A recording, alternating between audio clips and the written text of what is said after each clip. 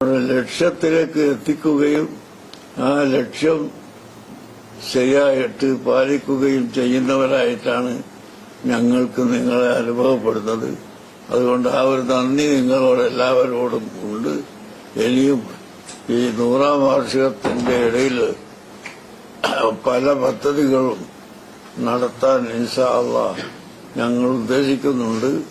അതിലെല്ലാം നിങ്ങളുടെ സഹായവും സഹകരണവും ആവശ്യമാണ് എന്ന് പ്രത്യേകമായി ഊന്നി പറഞ്ഞുകൊണ്ട് ആവശ്യപ്പെട്ടുകൊണ്ട് അവസാനിപ്പിക്കട്ടെ. നിങ്ങൾക്ക് പ്രധാനമായി ഒന്ന് ചോദിക്കാനുണ്ടെങ്കിൽ ചോദിക്കുന്നതിന് വിരോധമൊന്നുമില്ല.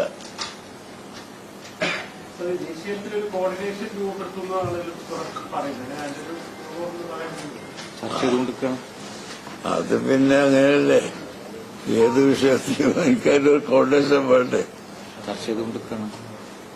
അത് ചർച്ച ചെയ്ത് നമ്മൾ മീറ്റിംഗ് കൂടിക്കൊണ്ടും ചർച്ച ചെയ്തുകൊണ്ടും ഉണ്ട്. നിലവിൽ വന്നാൽ നിങ്ങളോട് ആ കാര്യം പറയും.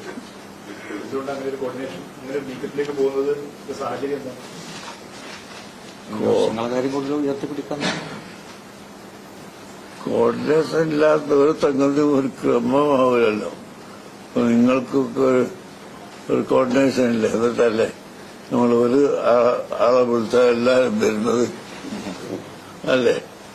ഒരു പ്രസ് ക്ലബിനെ വിളിച്ചു പറഞ്ഞാൽ എല്ലാവരും വരുമല്ലോ. ഒരു കോർഡിനേഷൻ ഉണ്ടായിട്ടല്ലേ. അതുപോലെ ഒരു കോർഡിനേഷൻ ഇല്ലെങ്കിലും വേണ്ടതുപോലെ നടക്കൂല.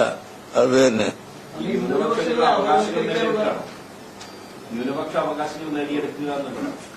അത് മാത്രമല്ല, അതും അതിലൊന്നാണ്. ന്യൂനപക്ഷങ്ങളെ അപകടവൽക്കരിക്കാനുള്ള നീക്കം നടക്കുന്നുവെന്ന് പറയുന്നുണ്ട്. ഇങ്ങനെ നീക്കം അനുവദിക്കില്ല എന്ന് പറയുന്നുണ്ട്.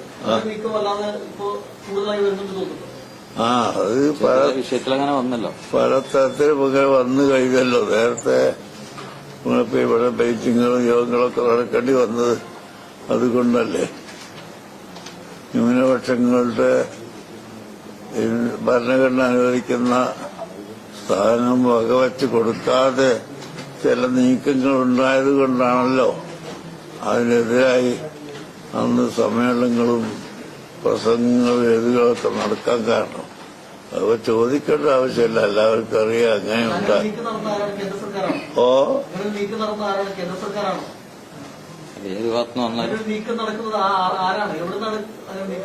നീക്കം എവിടുന്ന് നടന്നാലും അത് ഭരിക്കുന്ന ആളുകൾ ജനങ്ങൾ കൂടി ഒത്തുചേർന്ന് അതിന് പരിഹാരം കാണണം. അത്രമാത്രം പറഞ്ഞാൽ മതി. ഇപ്പോഴത് ആരാണെന്ന് വ്യക്തമാക്കേണ്ട ആവശ്യമൊന്നുമില്ല.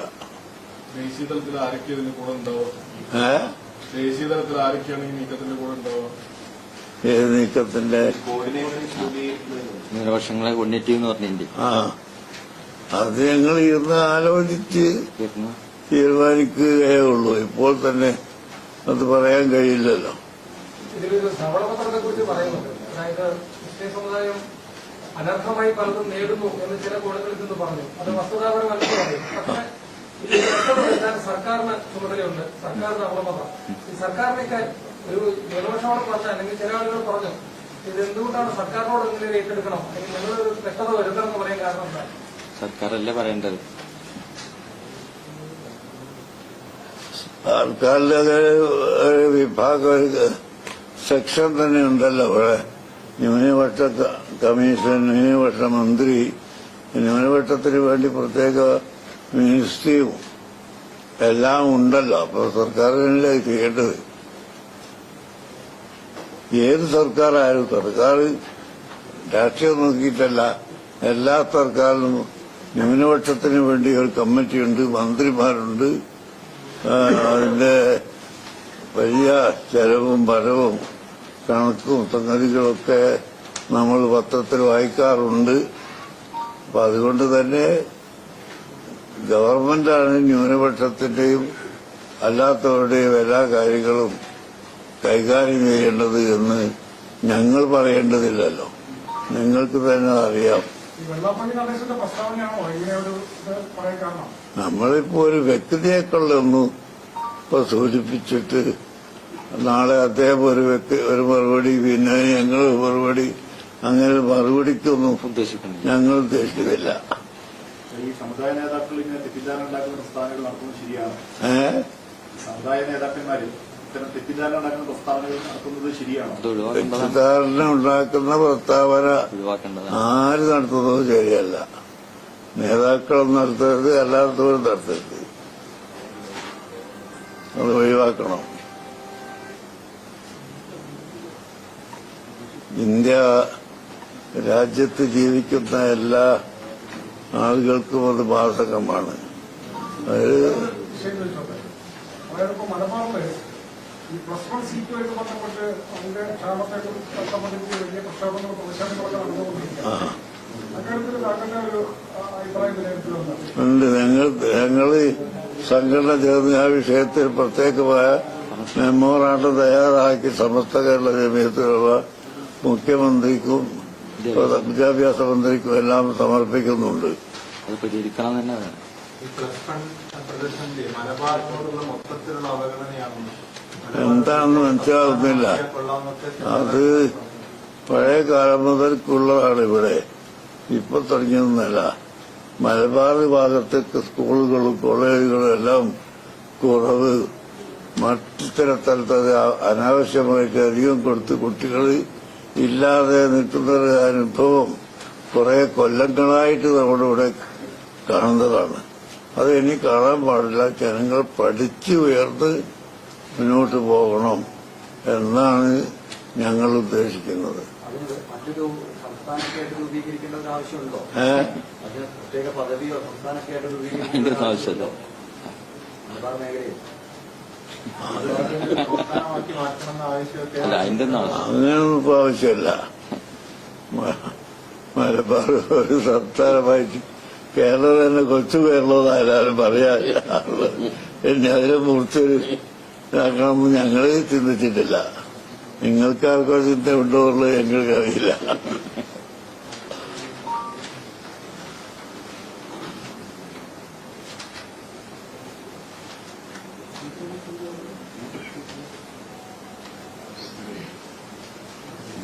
നിർത്തല. നിർത്താം. സമസ്ത വാർഷികമാണല്ലോ. ഈ വാർഷികം 100ാം വാർഷികം വരും. ഇന്നിപ്പോ അതിന്റെ 90ാം വാർഷികത്തിന്റെ ദിവസമാണ്. 99ന്റെ ദിവസമാണ്. 26-നാണ് രൂപീകൃതമായത്. ഇന്നൊരു 26 ഇത്ര.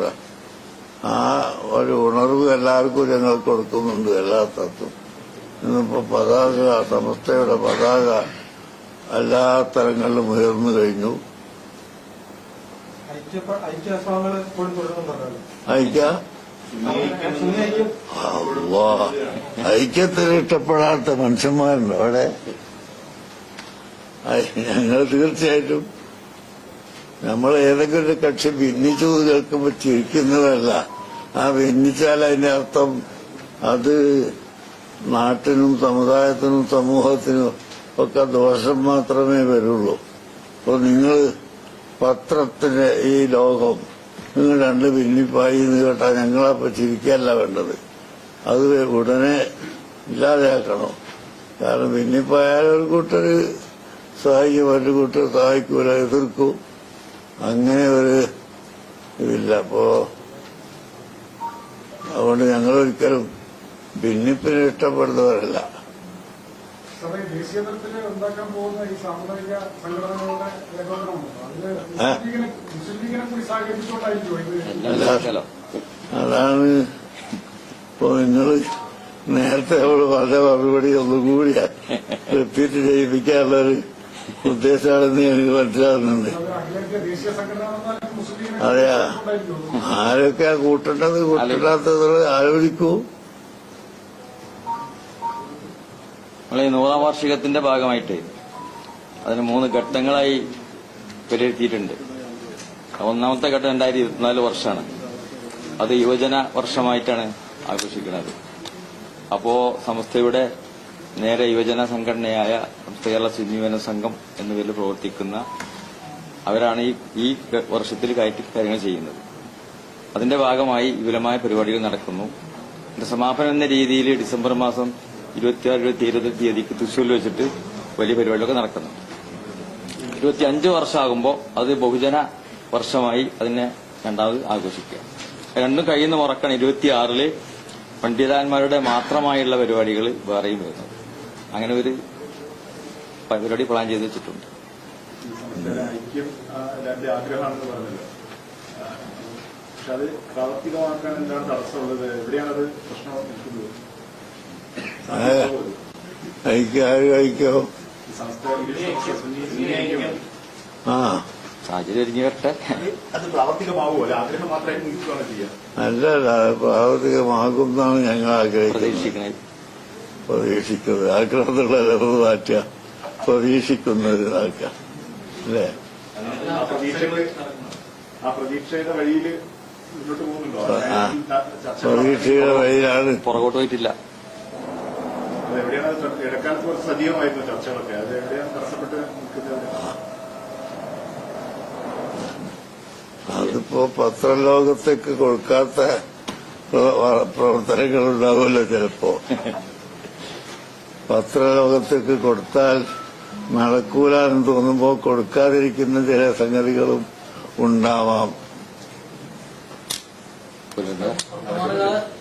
വർത്തമാനകാല രാഷ്ട്രീയം നിരീക്ഷിക്കുന്ന ആളെന്ന രീതി അങ്ങ് കൃത്യമായിട്ട് നിരീക്ഷിക്കുന്ന ആളാണല്ലോ. ലോക്സഭാ തെരഞ്ഞെടുപ്പ് കഴിഞ്ഞു, വീണ്ടും NDA സർക്കാർ അധികാരത്തിൽ വന്നു. അതേസമയം കേരളത്തിൽ UDF സർക്കാർ UDF തൂത്തുവാരുകയും ചെയ്തു. അപ്പൊ എങ്ങനെയാണ് അതിനെ നോക്കിക്കാണുന്നത്? അതെ, അതിലേക്ക് കിടക്കണ്ട. നമുക്ക് ജനാധിപത്യത്തിൽ അങ്ങനെയൊക്കെ ഉണ്ടാവുമല്ലോ. ഇവിടെ കേരളത്തിൽ നമ്മൾ കാണുന്നത് തന്നെയല്ലേ, മാറി മാറി മാറി വരാറുണ്ട്, ചിലപ്പോ മാറി വരാറില്ല, അങ്ങനെയൊക്കെ ഉണ്ടല്ലോ.